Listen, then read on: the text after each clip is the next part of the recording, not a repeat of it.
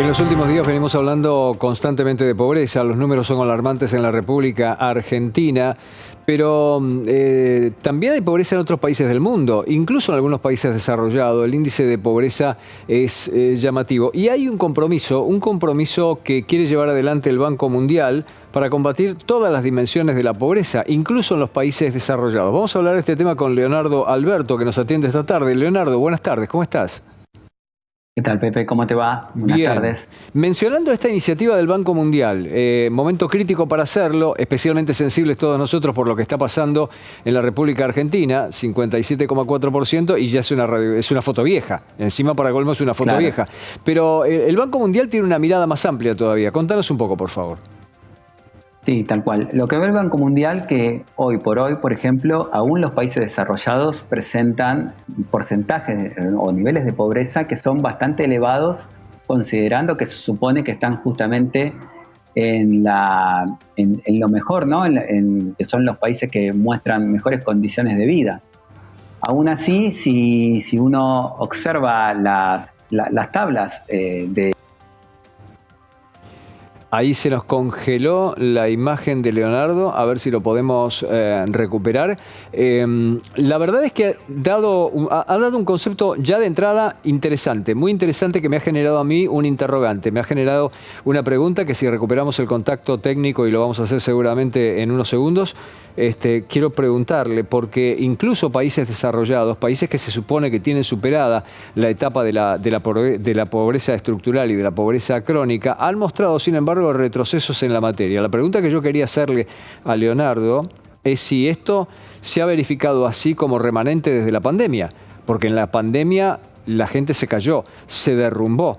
No es la primera vez que yo tengo en mente las imágenes, por ejemplo, en las afueras de París o en la zona de Aluche, en las afueras de Madrid, las colas para que a la gente le dieran de comer. Y eso es algo que no se veía anteriormente. Habrá quedado un remanente de pobreza que nunca se pudo rehabilitar, que nunca se pudo levantar. Vamos a ver si también podremos trasladarle esa de las campañas que lleva adelante o va a llevar adelante, o la intención estratégica que tiene el Banco Mundial de comprometerse a combatir todas las dimensiones de la pobreza. Pero ya hemos recuperado técnicamente el control de la comunicación. Leonardo, seguimos entonces hablando del tema. Bueno, te comentaba, en base a estos datos, y teniendo en cuenta que nosotros tenemos seguramente un 60% de pobreza en esta fecha, el camino que nos queda por recorrer, por ejemplo, haciendo una comparación con lo que pasó en la República de Corea, ¿no? En Corea del Sur, perdón, en Corea del Sur, más o menos nos va a llevar 40 años llegar del 60% a la zona que hoy disfrutan, por darle algún nombre, los países desarrollados, que están en el entorno al 15 al 20. No hace falta recordar que nosotros ya en la década del 70 teníamos valores de países desarrollados en cuanto a niveles de pobreza. 5% de pobreza había en los 70. Claro, bueno, esos niveles de pobreza hoy por hoy no los presentan ni los principales países europeos. Es más, Finlandia está en el orden que es un país que generalmente uno apunta a llegar a esos niveles de desarrollo, está en el orden del 11 a 12%. Post pandemia estamos hablando, ¿no? Porque hay que dejar bien claro que hay un antes y un después de la pandemia, porque la pandemia lamentablemente hizo que el costo de los problemas económicos los pagaran aquellos que menos tienen. Vos sabés que justamente cuando se cortó la comunicación, yo estaba, y los compañeros trataban de restablecerla, yo me estaba acordando de ese fenómeno y decía al aire que te lo iba a plantear. Evidentemente hay un antes y un después de la pandemia. Yo he visto imágenes durante la pandemia que nunca pensé en ver, colas para poder conseguir alimentos en París, o incluso particularmente en una zona que yo conozco muy bien, la zona de Aluche en Madrid, en donde se estaba dando de comer a la gente. Imágenes que ni siquiera en los momentos peores, salvo la guerra civil, se podían ver. Y parece que nunca se recuperó del todo eso. No solo no se recuperó, sino que, por supuesto, cuando uno, y esto ya lo hemos conversado, pero con una mirada completamente diferente, hablando del mercado de capitales, ¿no? Que las principales corporaciones globales se han quedado con una participación mayor de la misma torta. Por supuesto que esto, lo que uno ve de la visión del lado del mercado de capitales es bueno para los inversores, desde el lado del punto de vista social es insostenible en el largo plazo.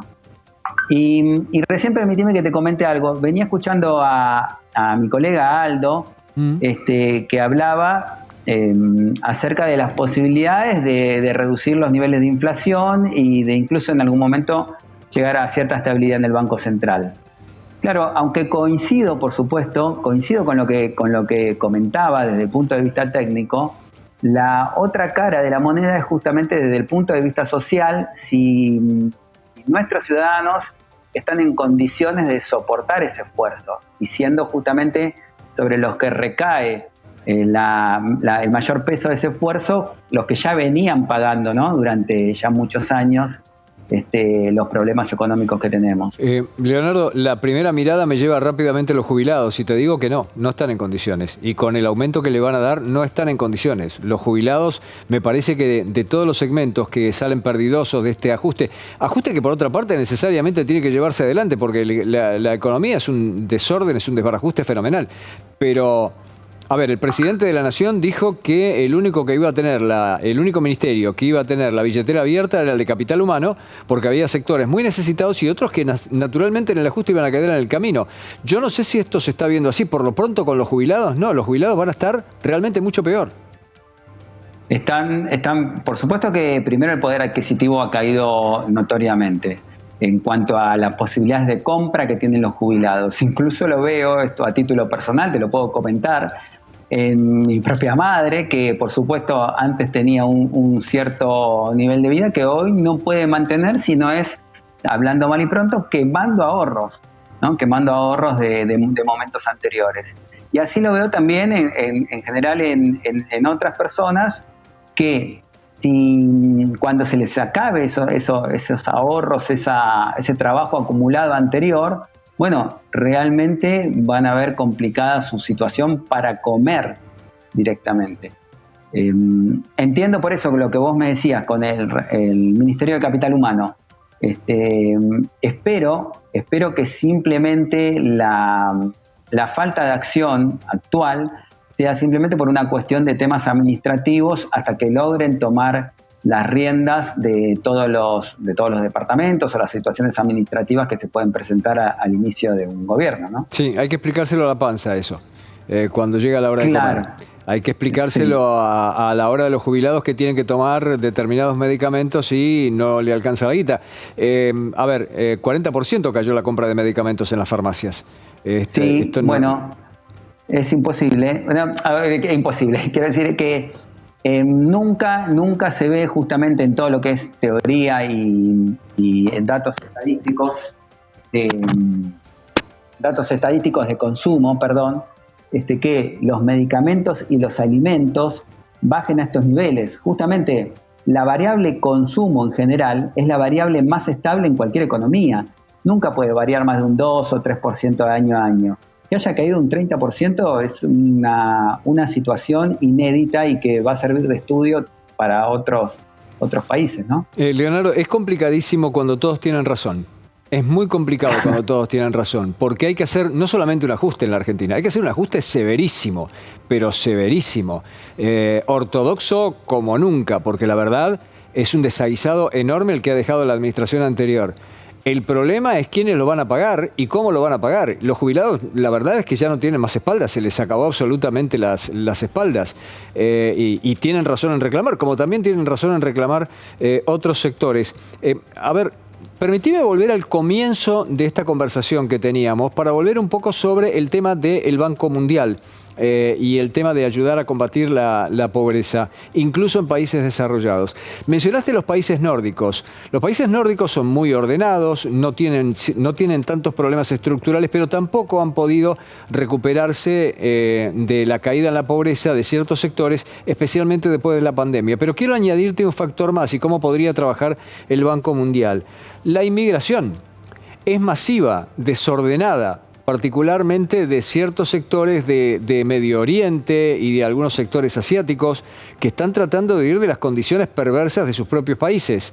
o países africanos, personas que se juegan la vida y mueren en el Mediterráneo, en el Canal de la Mancha y muchos otros lugares, pero hay un proceso de inmigración masivo y desordenado que no parece lograr controlarse. ¿Cómo incide eso en la pobreza y cómo puede trabajar en eso el Banco Mundial? Bueno, la verdad que siempre se busca que los países sean más abiertos a recibir inmigración, ¿no? Sería lógico, cuando uno habla de apertura en general, o nosotros, mis colegas, hablan de apertura en cuanto al movimiento de capitales, que haya libre movimiento de capitales. Ahora, nunca hablamos, y esto también es un mea culpa, nunca hablamos del movimiento de las personas. Si liberamos el movimiento de los capitales, también deberíamos liberar el movimiento de las personas. Ahora vos me preguntás, bueno, esto sí, puede ser que haya gente que vaya de países más pobres a países más ricos, claramente. Bueno, esto debería llevarnos a pensar entonces en algún concepto global para eliminar la pobreza a nivel de manera global, sin dejar de lado a aquellos países que por sus condiciones históricas o incluso actuales son pobres, y lo único que hacen los países centrales en muchos casos es cerrarle la puerta u obligarlos a este tipo de situaciones que mencionabas, a que sus ciudadanos arriesguen su vida al solo efecto de intentar obtener un poco de mejor calidad en otro país, ¿no? Ahí hay una cuestión severa y problemática. La Argentina se hizo grande permitiendo la llegada de inmigrantes de infinitos lugares. O sea que la inmigración es beneficiosa en una infinidad de cosas. Lo que pasa es que en estos días hay un trasvasamiento para estas personas que vienen huyendo de guerras, de conflictos, de hambrunas. Hay un trasvasamiento cultural y hasta religioso que torna a veces muy complicada la inserción de estos grupos.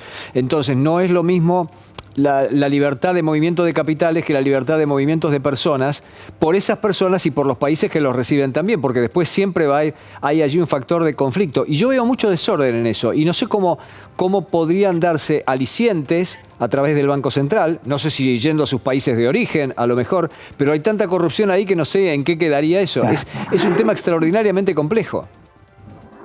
Sí, el Banco Mundial tiene miles de programas de ayuda justamente incluso para infraestructura. Hay muchos programas de ayuda para agua potable alrededor del mundo. Incluso Argentina participa de esos programas, tanto como receptor como emisor, ¿no? Los países son también accionistas del Banco Mundial e incluso del Fondo Monetario.